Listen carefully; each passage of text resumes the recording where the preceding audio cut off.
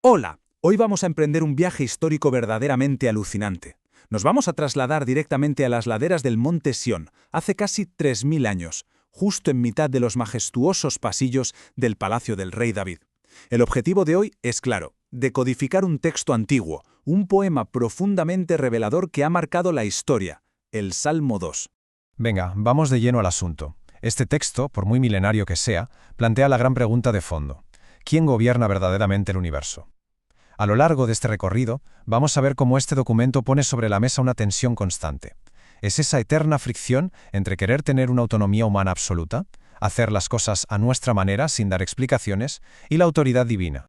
Y para captar bien la magnitud de todo esto, nuestro viaje atraviesa tres grandes épocas.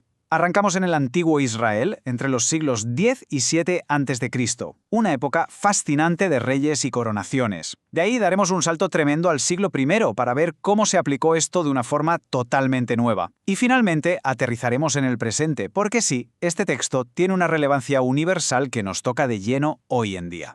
Acto 1. El Palacio de David y la rebelión humana. Si prestamos atención al arranque, estamos en el crudo y duro antiguo Oriente Medio, época de imperios brutales y amenazas por todos lados. Y el poema empieza soltando una auténtica bomba. ¿Por qué se amotinan las gentes? Aquí lo increíble está en el idioma original. En hebreo, ese por qué es lamá, pero ojo, no es una preguntita académica en plan ¿por qué sucede esto? Que va, es puro asombro, es una incredulidad total, como diciendo no me puedo creer que la humanidad intente siquiera rebelarse.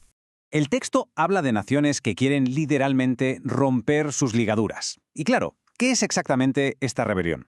Pues para entenderlo fácil, imaginemos que compartimos un piso. De repente, a uno de los compañeros se le cruzan los cables y decide no pagar el alquiler, ni limpiar, ni respetar las zonas comunes pensando que así es totalmente libre. Pues esto es lo mismo a escala cósmica. El Salmo no describe a alguien un poco confundido, habla de un rechazo consciente y deliberado de las reglas del juego y de la soberanía divina, buscando una autonomía que al final acaba siendo destructiva. Acto 2. La perspectiva del cielo. Y aquí nos encontramos con un contraste que es una pasada. Por abajo tenemos todo este caos, este motín terrenal. Y por arriba, el texto invita a observar la respuesta divina desde la paz más absoluta. El poema dice algo súper llamativo. El creador se ríe. Pero cuidado, no hay que confundirse. No es una burla cruel ni un ataque de arrogancia. Es más bien como ese gran maestro de ajedrez que ve a un principiante hacer una jugada que el novato cree brillante, pero que en realidad no sirve para nada. Es la tranquilidad absoluta de quien sabe perfectamente cómo acaba la partida. Así que, frente a esa rabieta humana inútil, el cielo responde con un decreto inamovible: instalar a un rey elegido sobre Sión. Originalmente, Sión era, de forma literal, la colina de Jerusalén donde estaba el palacio de piedra.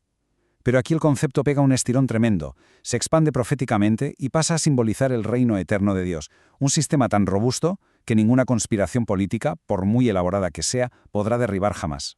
Acto 3. El decreto del ungido. Llegamos a un punto clave. Entra una tercera voz en el poema, el propio rey. Y esto ilustra de maravilla cómo funcionaban las cosas en el Antiguo Oriente Próximo. Aparece la palabra Mashiach, que nos suena bastante porque de ahí viene Mesías, o el ungido. En aquel entonces, derramar aceite sobre la cabeza de un nuevo monarca era la señal visible de que tenía el favor divino. Es más, el poema usa una fórmula legal de adopción de la época, donde el rey pasaba a ser considerado legalmente hijo de la deidad, sellando así su legitimidad absoluta.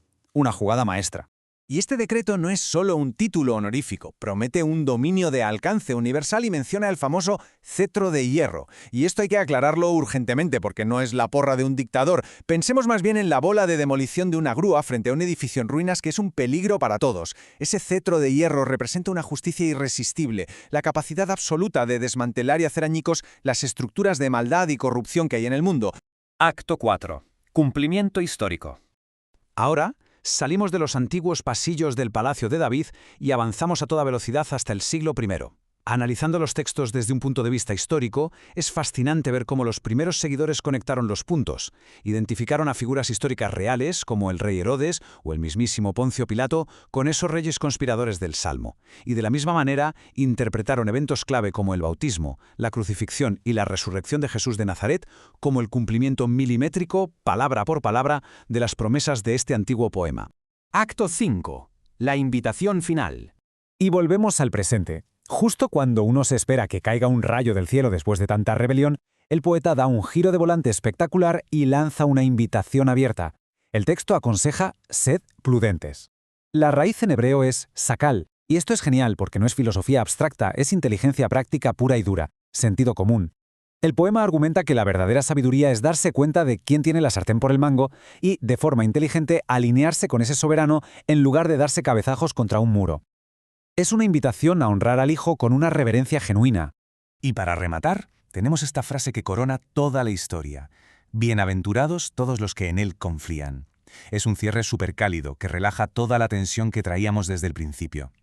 La lección histórica es meridiana. La felicidad de verdad, la que perdura, no se consigue montando rebeliones vacías que solo nos agotan, sino depositando una confianza real en la autoridad y el cuidado de este Rey eterno. Para cerrar nuestro recorrido, nos queda rondando una idea bastante provocadora. Con todo este inmenso bagaje histórico sobre la mesa, la gran pregunta que sigue flotando en el aire hoy en día es: ¿reconocerá alguna vez la humanidad en su conjunto la soberanía de quien creó el universo? Es un reto a la sabiduría práctica, una invitación para que cada cual examine dónde está de pie frente a esta autoridad eterna. Un final que, sin duda alguna, deja con muchísimas ganas de seguir escarbando en estos fascinantes textos milenarios.